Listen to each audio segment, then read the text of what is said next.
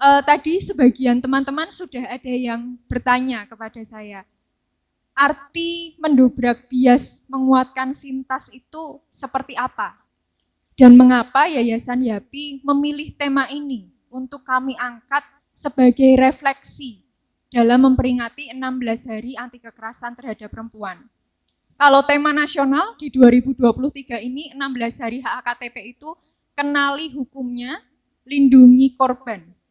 Itu tema nasional. Tetapi secara spesifik Yayasan YAPI mengambil tema mendobrak bias menguatkan sintas.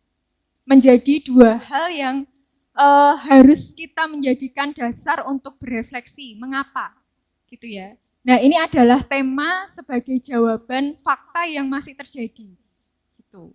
Mendobrak bias. Bias itu seperti apa? Gitu ya. Jadi mungkin hal yang bisa divisualisasikan atau dibayangkan adalah kita pasti pernah mencoba gelas berisi air bening yang kita masukkan sendok, pasti sendoknya akan terlihat bengkok. Gitu ya. Nah, gelas itu adalah gambaran dari budaya yang masih melekat, budaya patriarki, budaya kenormalan, dan budaya-budaya lain yang memperlihatkan seolah-olah sendok ini itu bengkok, padahal nyatanya tidak gitu. Nah, itu masih sering kita lakukan, sikap bias. Contohnya, yang sederhana adalah ungkapan kepada anak kecil, laki-laki ketika menangis. Kira-kira apa ungkapan yang sering dikatakan orang tuanya? Iya, cowok kok cengeng gitu ya. Terus kalau ada anak gadisnya bangun tidur kesiangan, apa yang dikatakan? Perawan kok ngebo katanya. Ya. Anak perempuan kok tangine awan. Gitu. Kalau anak laki-laki diperbolehkan bangun siang, kalau anak perempuan dibilang perawan kok ngebu, cah wedok tangine awan, dan lain sebagainya. Gitu.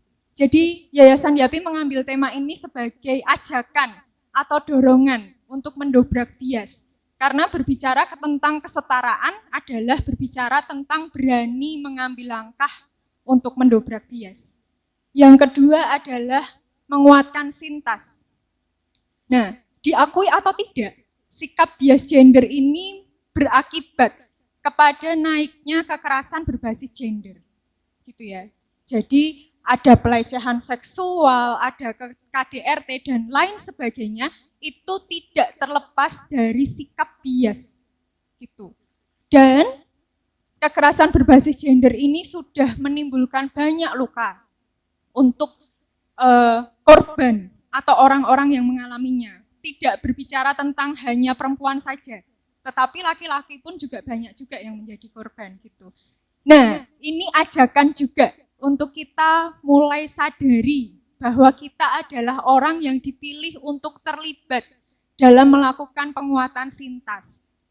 Sama seperti bias gender yang kita lakukan dari hal-hal sepele. Kadang ketika kita bertemu dengan korban, kita juga masih sering melakukan hal-hal yang ternyata kita tidak tahu bahwa itu menjadikan dia korban lagi. Contohnya, salahnya kok mulih bengi, salahnya rokmu pendek yo pantes nek kowe disuit-suiti karo mas-mas gitu. Terus ada berbagai lagi banyak pertanyaan, salahnya kowe orang bengok, salahnya kowe olah melayu dan lain sebagainya. Itu adalah sikap-sikap yang menjadikan korban sebagai korban lagi.